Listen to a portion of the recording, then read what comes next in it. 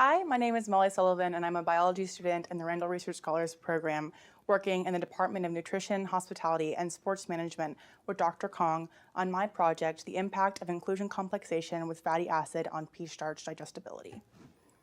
So the first question is, what is starch? Starch is the storage form of carbohydrates in plants, and when digested by humans, it can be broken down into glucose and a major form of energy, a major energy source in the human diet. So there's three main types. Rapidly digestible starch, as the name implies, is very quickly digested and can lead to, has a very high glycemic index that can lead to very sharp spikes in blood sugar. And slowly digestible starch is digested more slowly, as again the name implies, which means that there's a lower glycemic index, which leads to less of a blood sugar spike. And there's a subset of that starch that is not digested at all, but remains undigested and moves into the colon, where it can be fermented by microbiota. It is this resistant starch that my project focuses on. So there are 5 types of resistant starch. The first type is physically inaccessible starch, protected by physical barriers within the plant cell walls and food matrix. And then the second type is raw starch with certain biochemical origins, such as raw potato starch with high amylose maize starch, which I'll talk about a little bit more later. The third type is retrograded starch with densely packed crystalline structure. This can include things like cooked rice that has been cooled. So if you didn't know, you can actually increase the resistant starch content of your food if you cook it and then cool it completely. And then type 4 is chemically modified starch, mainly through modification of the starch granule surface. And type 5 is what this project focuses on, which is starch with inclusion complexes such as lipids, and in this study specifically fatty acids. So there are many benefits to resistant starch, namely because it is very slowly digested and sometimes not digested at all. It has a very low glycemic index, meaning that there's not a high blood sugar spike, which can lead to decreased insulin resistance and weight loss. It also, because of the fermentation in the colon, can have a lot of gut health benefits, and because of its similarity and in sometimes classification as a dietary fiber, it also can help with bowel movements. There's also improved satiety associated with the consumption of resistant starch. So you might have heard of this first one, glucagon-like peptide 1 or GLP-1, so that's a typo there, or peptide YY. So GLP-1 is really popular right now in media as a common weight loss drug currently, but it's also shown to be increased, it's a hormone that has increased production with consumption of resistant starch, which leads to those feelings of improved satiety. So again, there's a lot of benefits associated with resistant starch, and being able to manufacture pea starch can be really vital to increased marketability. So that feeds into our next question, which is, why are we looking at pea starch specifically? So pea starch is a byproduct of pea protein production. Pea protein is a common alternative as a plant-based protein source for meat alternatives in the vegan and vegetarian diets, and also just generally for those who might want to increase their protein intake and might have intolerances to other forms of protein supplementation, such as whey protein. So there's a ton of pea starch as a byproduct produced, and if we were able to modify pea starch to make it have higher resistant starch content, that would make it far more marketable and have far more health benefits. So the way that inclusion complexation works with the resistant starch type 5 is it's actually the amylose in the starch, which is the linear form of glucose that makes up the starch structure that forms those inclusion complexes. So this image is from a previous study with high amylose maize starch. So there's a ton of amylose in that compared to pea starch, we'll get to momentarily. And these complexes form a left-handed single helical structure it's a crystalline structure known as a V-type. So this V-type starch is a subtype of resistant starch 5. And as you can see, this chart shows a variety of different fatty acid structures and how they make that complex V-type structure with the amylose. So a little bit of an issue with pea starch is that compared to high amylose maize starch or HAM, there's far less of a percentage of amylose starch in pea starch, which might mean that we need a lot more pea starch to produce similar quantities of resistant starch. And my specific project is going to look at 3 different fatty acid chains. So fatty acids are long hydrocarbons with carboxylic acids on the end. So I'm looking at 3 different types.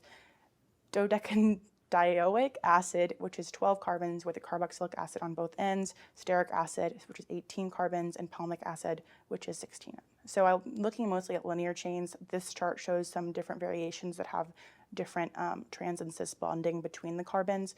but mine is mostly going to be focusing on the linear, and what the variable there is that the length of the chain as opposed to the structure. So, overview, the main goal of the project is to manufacture pea starch with fatty acid inclusion complexes and test impact on digestibility and starch content. This requires 3 main phases. The first, of course, is the production of those inclusion complexes with that starch, for which we're using the DMSO method. And then we'll have to run tests to determine if the correct structure was formed. So did we get that V-type inclusion complex formation? And then once we've confirmed that the structure was formed, we can then analyze the samples for starch content and digestibility.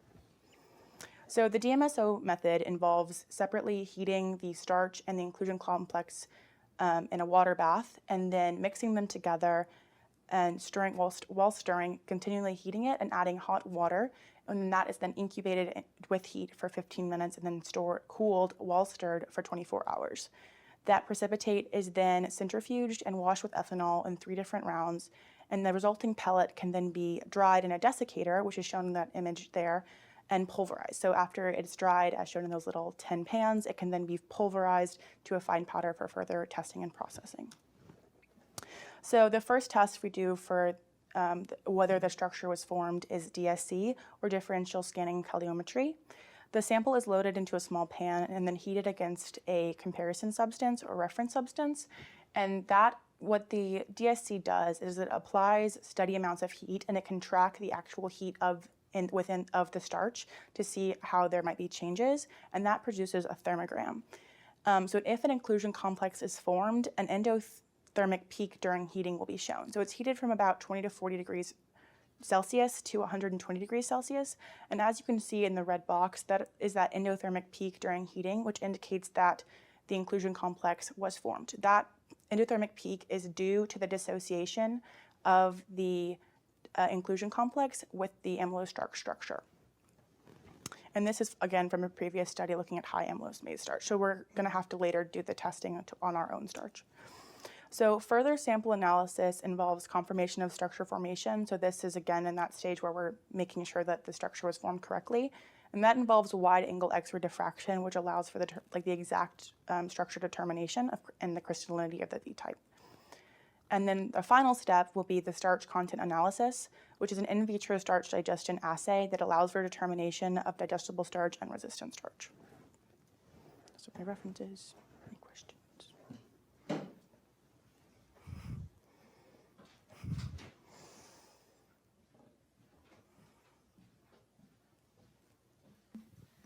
So I noticed you mentioned the terms resistant starch and dietary fiber a lot in your presentation. What is the difference between those 2 terms?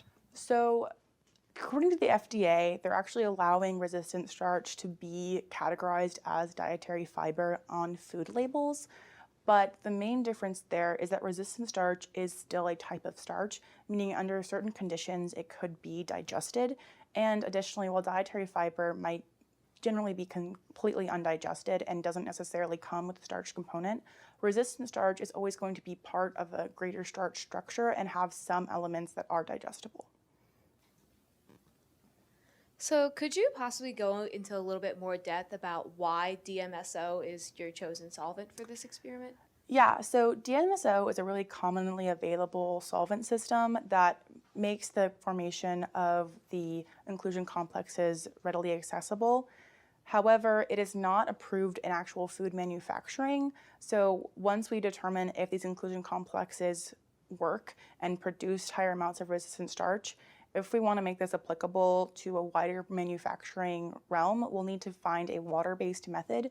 There are a lot of issues with water-based methods that, for the sake of experimentally finding the resistant starch complexes, aren't really worth using, including that it requires a lot more pressure or heat in order to produce the inclusion complexes in the starch without using the solvent system like DMSO.